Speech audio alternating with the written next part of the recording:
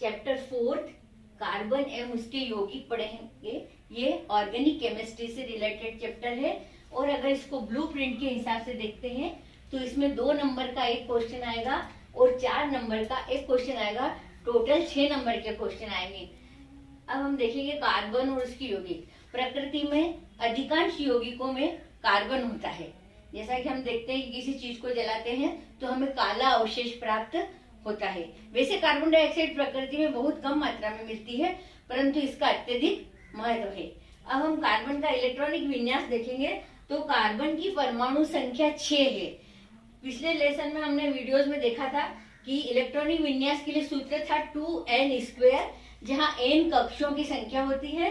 तो अगर 6 का हम इलेक्ट्रॉनिक विन्यास करेंगे तो पहले कक्ष में 2 इलेक्ट्रॉन और दूसरे में 4 इलेक्ट्रॉन होंगे। इसके अनुसार या तो ये 4 इलेक्ट्रॉन लेगा या 4 इलेक्ट्रॉन देगा अपना अष्टक पूरा करने के लिए। अगर ये 4 इलेक्ट्रॉन प्राप्त करता है तो C4 ऋण आयन बना सकता है, और अगर ये 4 इलेक्ट्रॉन खोता है तो C4 धन आयन बना सकता है। इसी प्रकार एक सामान्य अणु जो हाइड्रोजन का है वो इसी प्रकार का विन्यास दिखाता है और एकल बंध भी दर्शाता है। हाइड्रोजन इस प्रकार, हाइड्रोजन और हाइड्रोजन इनमें आपसी साझेदारी हो गई 2 अणुओं की, तो 2 परमाणुओं की, तो इसमें हाइड्रोजन का एक अणु बन गया।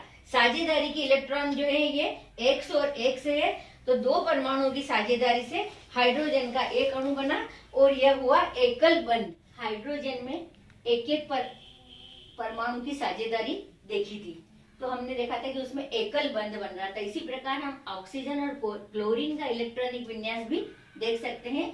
ऑक्सीजन के बीच द्विआबंध बनना देखेंगे। इसमें 2 परमाणुओं की साझेदारी होगी। जैसे हमने देखा कि ऑक्सीजन की परमाणु संख्या 8 है।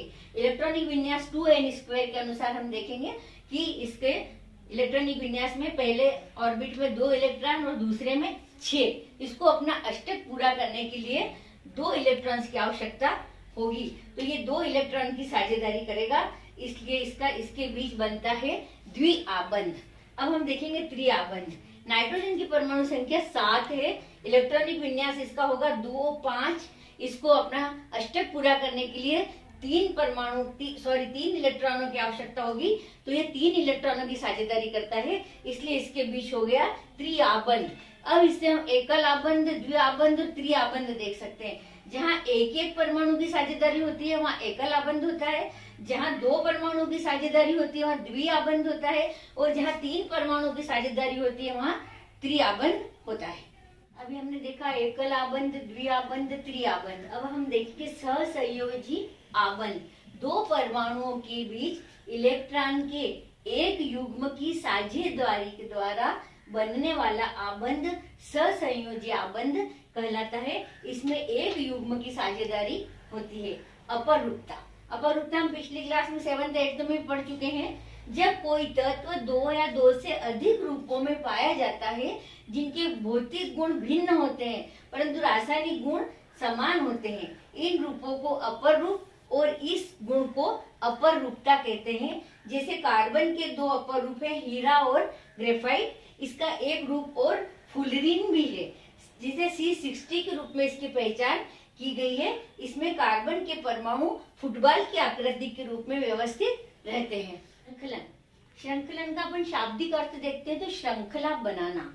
जब कार्बन के अन्य परमाणु के साथ आबंध बनाने की अनूठी क्षमता होती है, जिसमें बड़ी संख्या में अणु बनते हैं, यह गुण श्रृंखलन कहलाता है।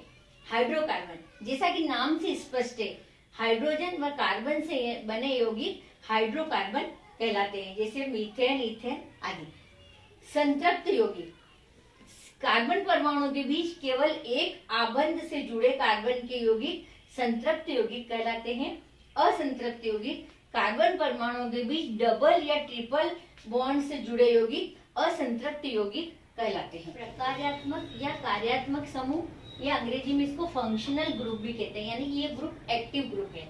किसी कार्बनिक यौगिक के विशिष्ट प्रकार से जुड़ा परमाणु या परमाणु का वह समूह जो उस कार्बन यौगिक के अभिलाक्षणिक गुणों के लिए उत्तरदायी है, प्रकार्यात्मक समूह, कार्यात्मक समूह या फंक्शनल ग्रुप कहलाता है। जैसे OH, C single bond, H double bond, H।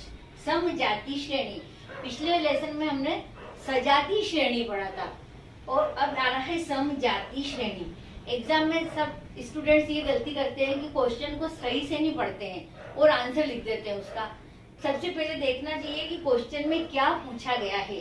अब यहाँ पर है समजाति श्रेणी, यौगिकों की ऐसी श्रृंखला जिसमें कार्बन की श्रृंखला में स्थित हाइड्रोजन को एक ही प्रकार का क्रियात्मक समूह प्रतिस्थापित करता है, समजाति श्रेणी कहते हैं। जैसे CH4 C2H6, यहाँ पर एक कार्बन परमाणु जुड़ा है और यहाँ पर 2 हाइड्रोजन, यहाँ पर 2 कार्बन जुड़े हैं, यहाँ पर 3 और यहाँ पर 6 और यहाँ पर 8। कार्बन व हाइड्रोजन के संतृप्त यौगिक सूत्र एवं संरचनाएं।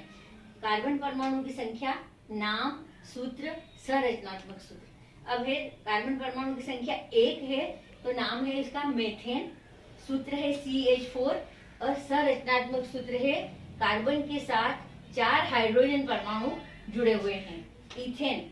यहाँ पर कार्बन 1 बढ़ेगा और हाइड्रोजन 2 बढ़ते जाएंगे। यहाँ पर C1 था, यहाँ पर 2 हो गए, C2H6, कार्बन 2 और हाइड्रोजन 6। ये संरचनात्मक सूत्र हो गया, ये इसका आणविक सूत्र हो गया। तीसरा है प्रोपेन C3H8, कार्बन के 3 और हाइड्रोजन के 8। पांचवा है पेंटेन, पेंटेन जैसा कि नाम से स्पष्ट है, कार्बन परमाणु है 5, C5H12, 5 कार्बन परमाणु के साथ 12 हाइड्रोजन परमाणु जुड़े हुए हैं। छठा है हेक्सेन, हेक्सेन मतलब 6 होता है इसका मीनिंग, तो कार्बन के परमाणु 6 और हाइड्रोजन के 14, 1 2 3 4 5 6 कार्बन परमाणु के साथ 14 हाइड्रोजन के परमाणु जुड़े हुए। ये हमने देखा था संतृप्त हाइड्रोकार्बन की यौगिक। अब नेक्स्ट वीडियो में हम चैप्टर का नेक्स्ट पोर्शन देखेंगे। Thank you for watching this video.